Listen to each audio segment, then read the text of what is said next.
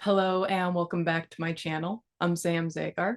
We're hopping into another YouTube reading. We're going to be reading for a 5-2 Splenic Projector. Let's get the chart on the screen. I have to say I really appreciated this intake form. They said they had no questions, had no concerns. They simply wanted to know what I saw in them and may source guide my work. And I loved it. I absolutely loved it. So when I pulled up the chart, I had no idea who this person was, what their mechanics were, what they might be struggling with.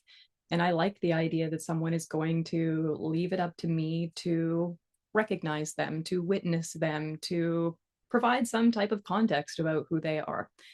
So the first thing that stood out to me is that they're a splenic projector. Obviously, I can relate to that a lot. And then the next thing that I notice is that this is a split definition. So while I have 4 centers defined for a splenic projector, they're not necessarily clearly communicating with each other. Now, of the 3 different channels that this person has, 2 of them are half and half conscious, and 1 of them is fully unconscious with a slightly conscious hanging gate. Now, I say slightly conscious because it's both conscious and unconscious. So there is a lot under the surface when it comes to the mechanics for this person. And when I say under the surface, I mean kind of hidden from the consciousness. Their consciousness has no access to any full channels. So it may be hard for this person to understand in the beginning that they even are a splenic projector. I think that they really identify with the splenic center, but perhaps struggle with it being the overall authority. I wonder if this person feels stuck in their head a little bit. And when I say head, I really mean ajna. But I'm wondering how much processing is going on in the ajna, and how much do we have to actually like verbally process?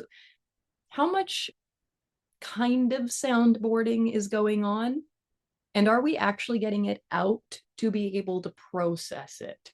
Unless these are being invited out for processing, this person's not necessarily able to process with someone else very well, because we want the person to invite it. Otherwise, they're kind of like, they're not really helping you process. They're just kind of like tolerating you speaking at them. And that's quite different.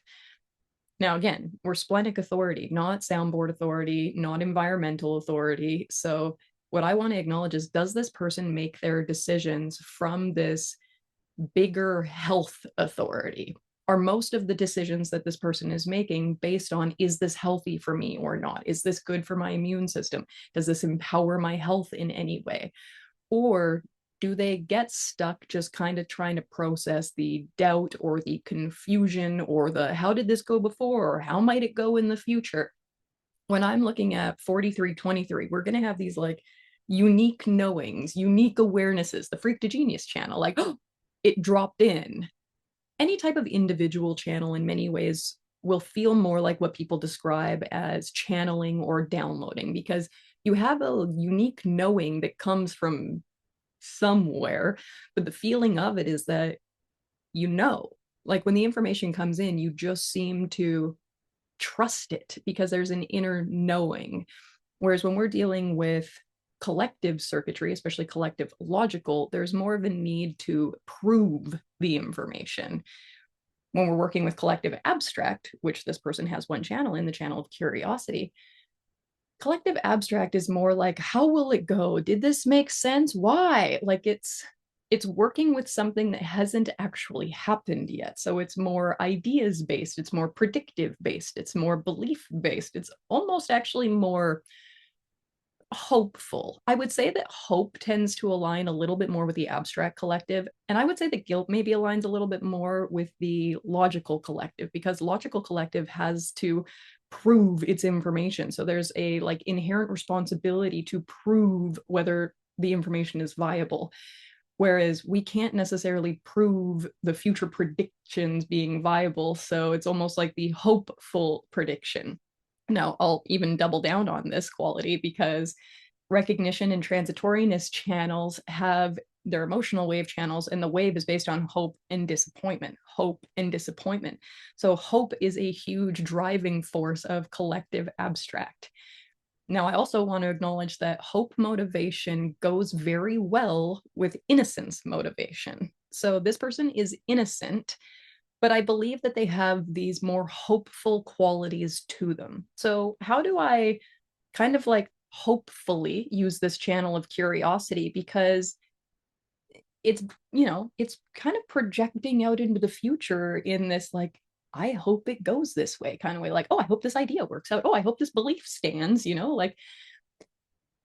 Now, if I'm innocent in this, now the innocence comes from the 5-2 profile. We have a transitional profile. A difference of 3, innocence will be. So 5 minus 2, 5, 2, equals 3. Okay, so a difference of 3, innocence they will be. So I have an innocent person. What does innocence really mean for this person?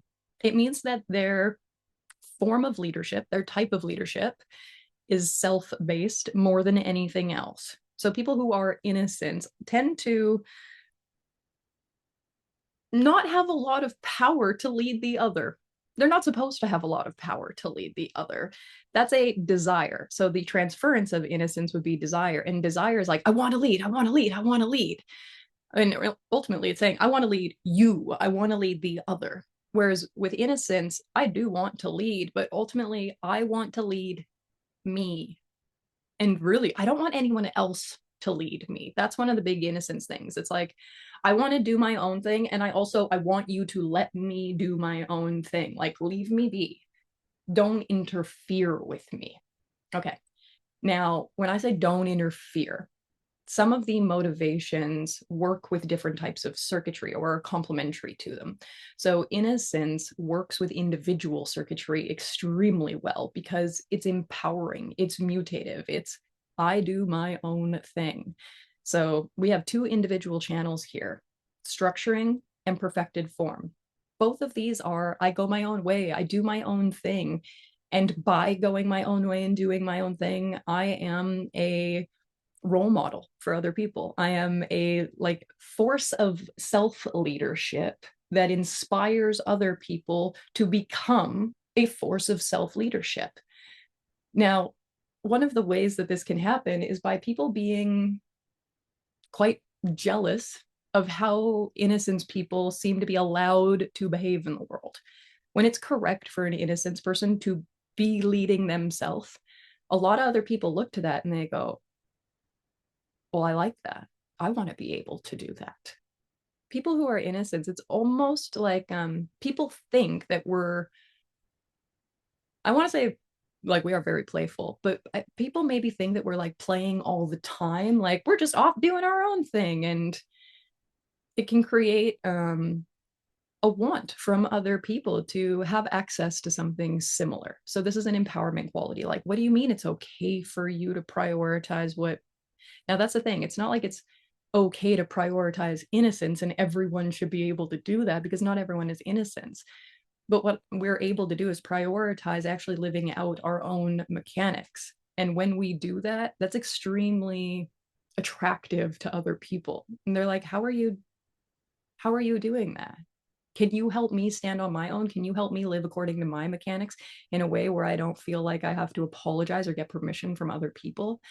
That's something innocence is great at, and individual circuitry is really great at. And when you have the 2 of them together, I imagine that this is a fairly inspiring, mutative, do your own thing kind of leader. So what are you doing when you're doing your own thing? What's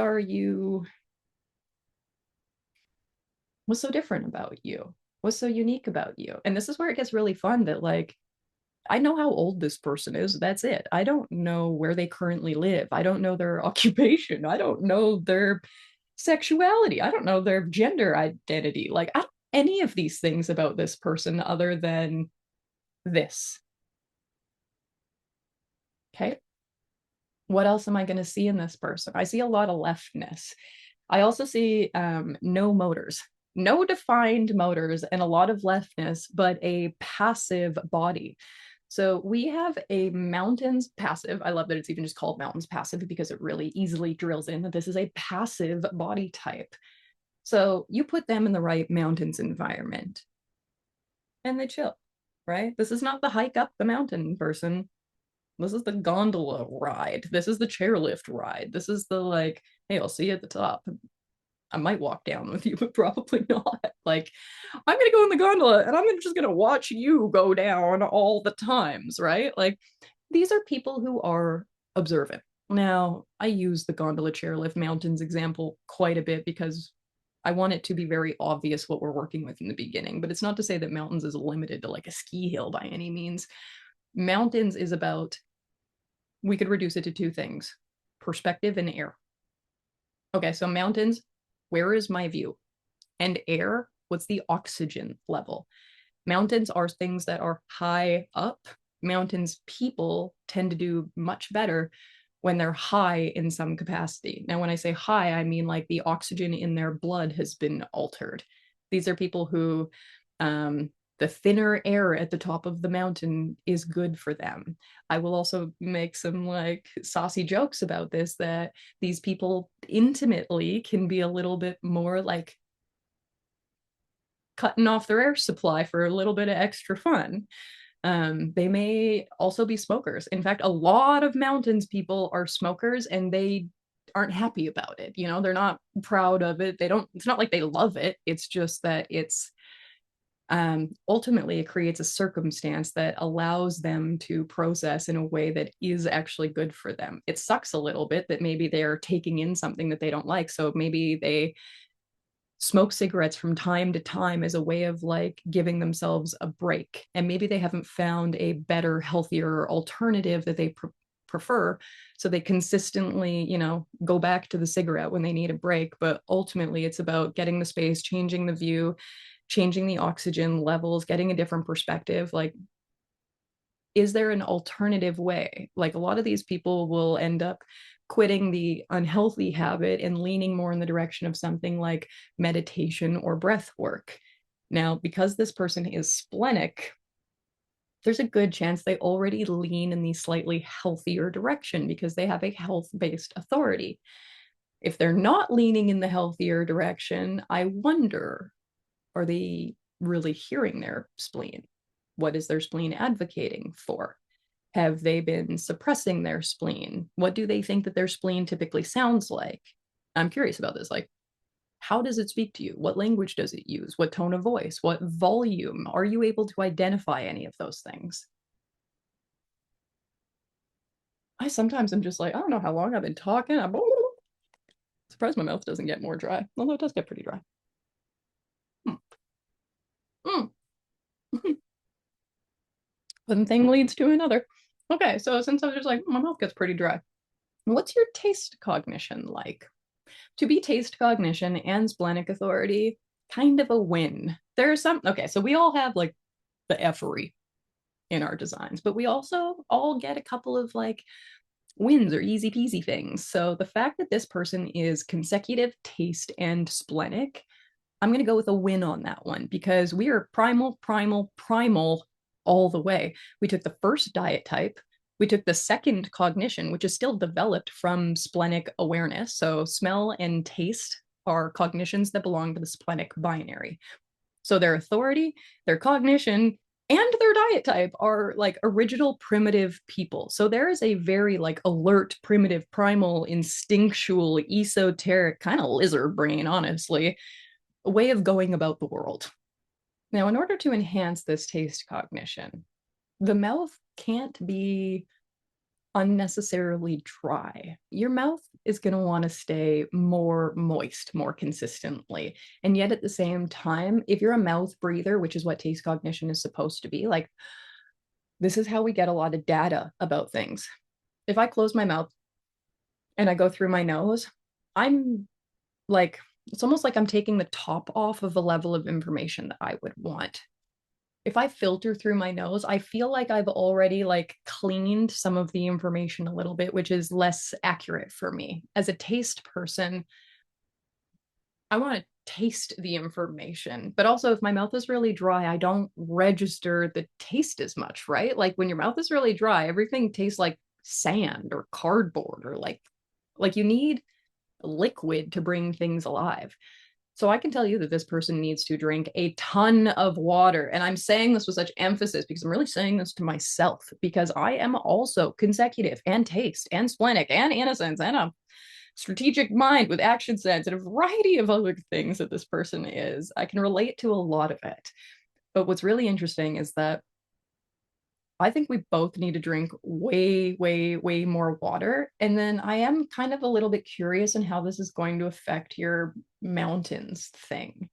So, being mountains passive, you should, in theory, do better in a drier climate. But this is where I'm like, oh, is this an effery thing? I hope you know what I'm saying when I say effery, but YouTube will only let me say so much, you know? Okay, so my taste cognition goes like wet mouth. Get me all the information I can. It's an active brain. It's a very wet mouth. But then I'm looking at the environment, and right-leaning passive environments tend to be on the drier side. So if I'm looking at a drier mountain, maybe I start to see like sagebrush. Maybe I see like the kind of like rolling hills. Maybe your mountain is slightly more like dry brush. Maybe it's more deserty. Maybe they're like huge rock peaks. I want to say maybe you're a mountain climber, but again, that would be too active. And just because I say certain things doesn't make them like officially true. Like it's not like you can't go rock climbing. But if you did go rock climbing, especially if you were like a rock climber, like this was your job, I'd be like, really? Like you got no motors and you're kind of a chill out person. Like, are we in the right role for you? How much energy are you spending? What are you spending energy on? I guarantee you, if you're wasting any energy, it's in the throat center. Because just because you have a defined throat and a lot of definition to it doesn't mean you're supposed to pop it off all the time. There's no motor to it, there's no power to it. So this throat is not meant to be used much unless it's within invitation. How much do you talk and how much energy does it use up? I also think it's not too hard to turn on your ego between gate 26 and gate 25. What happens when we turn on your gate 51 of shock? Because you are across of the clarion, you have your 51, you have the fifth line projection on it. When your ego turns on, do you feel the need to prove anything? Because you don't have a lot of proving circuitry. You got a gate 62. You got a gate 7 and a gate 15. That's not much. What is that? 3? Yeah, 3 collective logical hanging gates and an undefined ego. Like, not here to prove. Not here to prove at all. It's interesting when I do these sometimes because you have to feel in to think like, is this person living more in alignment with their mechanics or more out of alignment? Because if someone said to me, I'm living out of alignment, give me a reading, I would focus really hard on one thing. And if they said, I'm very in alignment, give me a reading, I'd probably focus like oppositely on something. But here they haven't given me any awareness other than may source guide you, which again, I'm like, oh, just. And then they're acknowledging that they've had the channel of mutation on for a very, very, very long time. And it is part of what brought them into human design, or they anticipate that this is what's brought them into human design, that they are going through a huge mutation in their life. Now, it's also curious to me that this person does not have many sixth lines other than 3.6 and 38.6. The 3.6 is going through a sixth line transition. So the mutative quality of this person 2 years ago would have been different than it is now. And they say that they've been dealing with this transit on and off quite strongly for the last 4 years. I am so curious to know what the first 2 years of this transit felt like prior to the sixth line quality. And what does it feel like now? Is there a more detached mutation happening, a more observant mutation happening? I'm just going to riff around on a couple transformations. If this person is eating consecutively, if this person is eating simplistically, they keep really emphasize my mother simplistically. Like, why? Anyway, if this person is eating simple like a natural consecutive person should, they're not going to experience a lot of brain fog or a lot of body fog. If you're keeping it clean, if you're eating the things that you actually have a yes to, or opposite wise, as a splenic person, if you don't eat the things that you have a no to, then your body should be relatively clean and clear. It shouldn't be too bogged down. It shouldn't be too foggy. It shouldn't be lacking too much. So this is someone who does need to take in calories very consistently, very consecutively. And then if they're doing that, they should be a regulated brain that starts to nourish a regulated body so that both of these things can find like a good, comfortable way of functioning. I don't know. I feel like I'm being a little bit redundant with my words right now. But if I get this person out into their mountains environment, now again, within their mountains environment, they're still eating consecutively. So while they're being up and viewed and kind of high and observant, we give them access to consistently snack and fuel the brain that is, behind all of this observation that's going on. Now, when we put this body in the right place, it's supposed to attract the right people and start to see the right things. What is that? We've got a personal view. Personal view often gets poo-pooed on for being like narrow focused or selfish or narcissistic, but personal view is really like, this is the way I see it. This is the way I see it. This is my perspective. This is my experience. It's very my, which is correct. If people are telling you like, you're so like you and all your perspective, those are people who don't really want you to be yourself. They're not really recognizing you as yourself, which means their opinion is not as significant as you may have led yourself to believe. And from our personal perspective, we are innocently motivated. We know which action to take. And literally, action sense. You know what action to take. Now, I want to acknowledge this overarching fifth line quality because I've got the savior, I've got the heretic, I've got the universalizer. I've also got someone who's being extremely projected on and someone who has a natural tendency towards guilt and paranoia. So, as the five, what do you feel responsible for? What do you feel responsible for? And then be really honest with yourself about whether your feeling of responsibility actually means that you have any responsibility. Innocent people don't have a lot of responsibility when it comes to the decisions of other people. My only responsibility is to like consistently show up as myself. There are other things that I feel responsible for, like as an ego being and as a decent human, if somebody pays me for a service, I feel responsible to deliver that service as I'm doing now. But I don't feel responsible to fix you through this service. I can't. That's not my responsibility. And it's not what you asked me for. In fact, you actually just asked me to see what I see and to let you know what that is and to be very innocent about this. So, a lot of innocence is, can you be honest about what you're seeing? And can you give an honest testimonial? Can you be an accurate witness? I guess that's the question here. Can I be an accurate witness of who you are? I see you as someone who is incredibly thoughtful and likely has a lot of good things to say and very solid in who you are. Even if you're not necessarily super aware of who you are, I think you maintain your consistency very well. And I think that you are an alert, instinctual, health motivated person. But I also wonder if sometimes you are caught off guard by feeling inferior or feeling like you're posing or pretending or like you don't quite have what it takes, which would be somewhat egoic. I wonder if your sacral center being stuck in gate 3 is like, why is work so hard? Why is work so like, I can't quite pinpoint it? Why is it always changing? Why is it always evolving? What the hell is actually happening here? Now, I'm also going to venture to say that your root center messes you up more than anything else because it has the most activations and is undefined. I think that you wonder when the energy is going to come in. When's the time? When's it going to happen? I think that patience is probably annoying. I think it's very annoying for you to try and have to cultivate your patience, but I also think that that is one of your long-term life lessons. So the irony here is that be patient with establishing your patience. That was a lot. And then lastly, we have a totally open emotional center. I hope that you let feelings move through you. And it genuinely, I hope that you don't identify with most of them.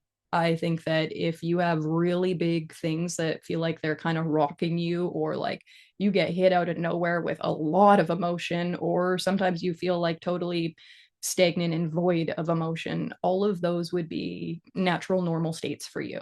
And I think it would be very intriguing for you to play with some variation of your own form of body jumping, which I genuinely still think is like a projector's gift to read and get inside somebody else. I would be curious to have you play with your ability to feel and read other people's emotions.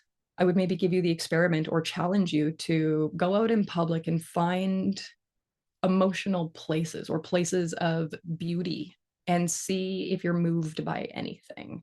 Visit a farm and see if you can discern the difference in the emotional state of any of the animals. Go to a beach and watch a lot of people around. I hesitate when I'm like, go to a playground and watch kids. And I'm like, you gotta be careful telling adults to do that because you can really creep people out. They might project onto you, God forbid, as a 5'2". But the point is, be around people for very small moments of time and see if you can feel how they feel. See if you can feel their stress and cortisol and adrenaline. See if you can feel their fertility or their life force energy. See if you can feel their willpower and their self worth. You should be able to read these things in other people. I'm curious how good at it you are. Okay, I think I talked enough. I think I said plenty. On to the next one.